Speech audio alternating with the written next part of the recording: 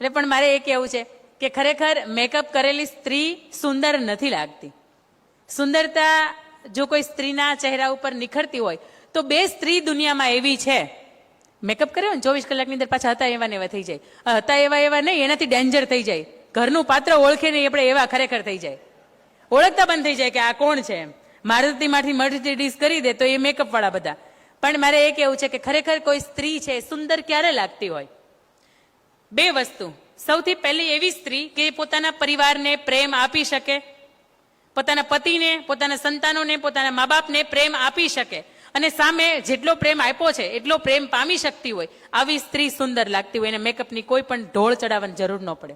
એના પછી બીજી સ્ત્રી એવી કે જેનું ચરિત્ર નિષ્કલંક છે, એને ચરિત્ર ઉપર ક્યારેય ડાઘ નથી લાગ્યું, એનું આયખું છે એ ઉજળું છે. અને જેના આયખા, જેનું ચરિત્ર ઉજળા હોય ને એને મેકઅપની કે ફાઉન્ડેશનની કે પાવડરની કે લિપસ્ટિકની હું નથી માનતી કે આવી કોઈ જરૂર પડે. એટલે સ્ત્રી ક્યારે સુંદર લાગતી હોય કે એનું જીવન છે ને એ પરસ્પર પ્રેમની વચ્ચે પરિવારની અંદર વહેંચાયેલું હોય અને પોતાનું જે એમ કહેવાય ને કે અંદરનું આયખું, પોતાનું જે સત્વ છે એ આજીવન ટકાવી રાખ્યું હોય. આવી સ્ત્રી છે એ મેકઅપ વગર સુંદર જ લાગતી હોય. એને મેકઅપની દુનિયાને કોઈ પણ મેકઅપની એને જરૂર ન પડતી હોય. એના પછી મારે તમને સરસ મજાની વાત કહેવી છે કે સમયની સાથે સાથે આપણે બદલાયા છીએ. આપણે વડવાઓ હતા અને આપણે ખુદ હતા, 30 વર્ષ પછી આપણે બદલાયા છીએ. ત્યાં સુધી કે આપણા ગોળાના જે પાણીયારા હતા ને ત્યાં કેંગન વોટર કે કંઈ પણ ફિલ્ટર, વોટર ફિલ્ટર કંઈ હતા નહીં. અને આજે ગોળાના જે પાણીયારા હતા ઘરની અંદર પ્રવેશતા પહેલું જ ડાબી બાજુ કે જમણી બાજુ આવતું હોય તો એ બદલાઈ ગયા છે. મતલબ આપણે બદલાયા છે. સમયના વહેણની અંદર સૌ વહ્યા છીએ. ખરેખર બદલવાનું હતું ને વિચારથી બદલવાનું હતું. અને આપણે બદલાયા ક્યાંથી? વસ્ત્રોથી. હા કે ના? સૌથી મોટું જો પરિવર્તન આવ્યું હોય તો આ દુનિયાની અંદર એ વસ્ત્રોનું આવ્યું છે. અને ક્યાંથી આવ્યું? પશ્ચિમી સંસ્કૃતિ તરફથી આવ્યું છે. પશ્ચિમી સંસ્કૃતિનું આપણે ઘણું લીધા જેવું છે. એમની ચોખ્ખાઈ, એમની ફિટનેસ, એમની હેલ્થ, એમની જે જીવનની રૂટીન જે શૈલી છે એ, એમની જે કામ કરવાની ક્ષમતા છે એ, એમનું જે પર્યાવરણ છે એ, ઘણું બધું લીધા જેવું છે. એમના જે ખાદ્ય ખોરાક છે ઘણું એવું સારું છે કે જે તમે લઈ શકો છો. પણ માત્ર ને માત્ર આપણે એ લેવાના વિચારો અને લઈ લીધા વસ્ત્રો. અને પટેલ સમાજ માટે કેમ કહેવાય કે સાહેબ બહુ કલંકની વાત કહેવાય કે પાટણની અંદર 153 ગામે એમાં ખાસ કરીને અવિવાહિત દીકરીઓએ સંકલ્પ લેવા પડ્યા કે અમે અમારા જીવનની અંદર ક્યારે પણ પ્રી વેડિંગ શૂટિંગ નહીં કરાવીએ. તમે જોયું હશે ને તો આજથી લગભગ 5 મહિના થયા હશે આ વાતને. પાટણના 153 લેવા પટેલના સમાજને એ સંકલ્પ લેવા પડ્યા. અને એમાંય હજી તો એ થોડુંક એમ કહેવાય કે વિચાર્યા જેવું હતું પ્રી વેડિંગ. પણ pre baby shooting, pre baby shower જે આપણે કહીએ છીએ એ ખૂબ ખરેખર કલંકની વાત છે. જ્યારે આપણે સ્ટેટસ ચડાવતા હોય કે 3 days to go, 2 days to go, 1 days to go, આપણા વડીલોએ આપણા સ્ટેટસ કીપ કરવા પડતા હોય એ જોઈ નથી શકતા.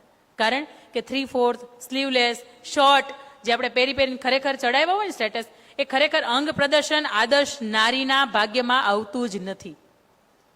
આપણા પરિવારને ક્યારેય કોઈ ચાપખો ન માર્યો હોય, ક્યારેય કોઈ ઊંચા અવાજથી ન કીધું હોય, પણ આપણા આવા પ્રી બેબી શોટર કહું છું હું તમને કે પ્રી બેબી વેડિંગ જે આપણે કરીએ છીએ ને એની અંદર જે વસ્ત્રો છે ને એની ઉપર આખી દુનિયાની ટીકા અને ટિપ્પણી આપણા વડીલોએ સહન કરવી પડતી હોય છે. આ ક્યાંક ગાંઠે રાખવું.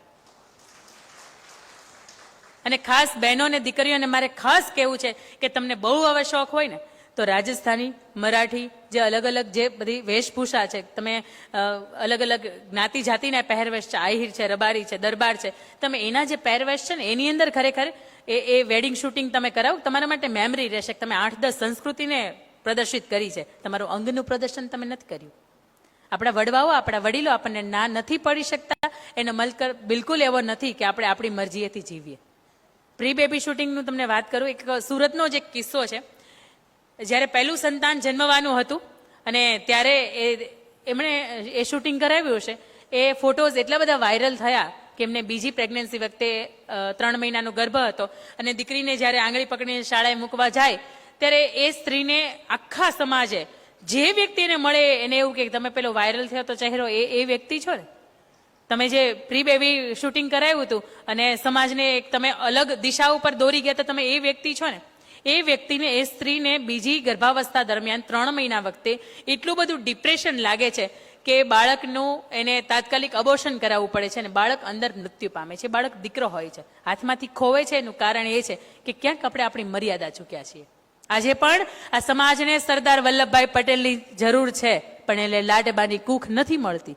આજે પણ આ દેશની અંદર મહારાણા પ્રતાપને એમ થાય છે કે મારે જન્મ લેવો છે, પણ એને જયવંતાબાઈની કૂખ નથી મળતી. આજે પણ શિવાજીને એમ થાય કે મારે જન્મ લેવો છે, પણ એને જીજાબાઈની કૂખ નથી મળતી.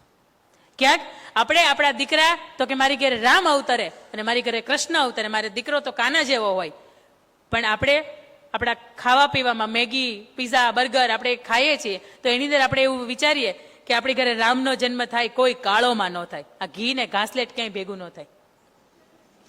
આપણને એમ લાગતું હોય થાય.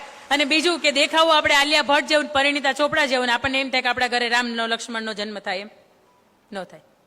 એના માટે આપણી અંદરનું સત્વ છે ને એ જગાવવું પડે. સારા સત્સંગો, સારા વડીલોના આશીર્વાદ, સારા વડીલોને એને જે જીવન પ્રસંગો હતા, એને જે સંઘર્ષ કર્યો છે, એ વાત ક્યાંક તમે એ સમયની અંદર સાંભળો છો, ચોક્કસપણે એ બાળકની અંદર એ ક્યાંક બીજ રોપાય છે કે આપણે સમાજ માટે કંઈક સારું કરવું છે. અને તમે જ્યાં જ્યાં પણ તમને એવું લાગે ને કે એમના ઘરે મહાપુરુષનો જન્મ થયો, એની માતાને એક વખત જોઈ લેજો. એની ઉપર કઈ તમે ટીકા ટિપ્પણી કરી શકો એવું શક્યતા જ નથી. એના પછીની મારે તમને વાત કરવી છે કે સ્ત્રી માટેની વાત થાય છે ને ત્યારે નારી જો ધારે તો દુનિયા બદલાવે અને અવળી જો ચાલે તો ઘરને લજાવે. શસ્ત્રો ઉઠાવી મેદાને જો આવે અને એ જ પાછી સ્ત્રી દશરથની આંખોમાં આંસુ પડાવે. સ્ત્રી છે ને તો બધું થાય. સ્ત્રી છે ને તો ઘર હોય ને એને સ્વર્ગે થાય, અને સ્ત્રી છે ને તો ઘરને માઇનસમાં એટલે કે પાતાળની અંદર લઈને નરકે પણ થાય.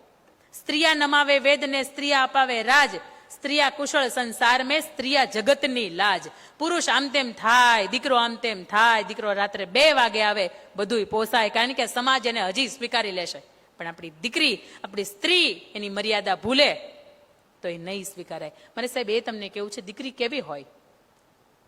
આજે ઘણાય સમાજ બીજી દીકરી નથી સ્વીકારતા. એનું રીઝન ક્યાંક એ પણ છે કે દીકરીની અંદર જે સત્વ હોવું જોઈએ, એનું જે ચરિત્ર હોવું જોઈએ, અને એના જે પર્સન્ટેજ હોવા જોઈએ ને એની અંદર આજ કંઈક ઓછાવાળી, એ ટકાવારી જે છે એ ઓછી થઈ ગઈ છે. 1875 ની અંદર અંગ્રેજો જયારે પહેલી વખત ભારતની અંદર આવ્યા દરિયાઈ માર્ગે, ત્યારે અમરેલીની બાજુમાં પિઠ્ઠલપુર કેરાળા નામનું એક ગામ, એ ગામની અંદર એક 10-12 વર્ષની દીકરી હતી. એની બેનપણીની સાથે એ પાણી ભરવા ગઈ હતી. માથે બેડું હતું અને એ પાણી ભરવા ગઈ તો પાણી ભરતી વેળાએ એક અંગ્રેજ ગોરાની નજર એ દીકરીની માથે પડી.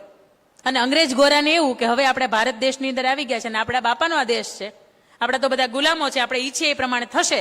એ 12 વર્ષની દીકરીને એ બાવડું પકડે છે ત્યારે દીકરી માથા ઉપર ભરેલી ગોળી હોય એ એક હાથે ઉપાડીને પેલા મારે છે ને નાન્યા બેભાન કરી દે છે. અને એના જે સાથીઓ હોય ને એને લઈને ત્યાંથી જતી રહે. દીકરી ઘરે આવે અને એના પપ્પાને એવું કે બાપુ હવે મારાથી નહીં જીવાય. એના પપ્પા એવું કે બેટા તારાથી એવું કોઈ કામ ન થાય, તું મારી દીકરી છો, તારું ઉજળું ચારિત્ર છે અને તું કેમ એવું કહે છે કે મારાથી નહીં જીવાય?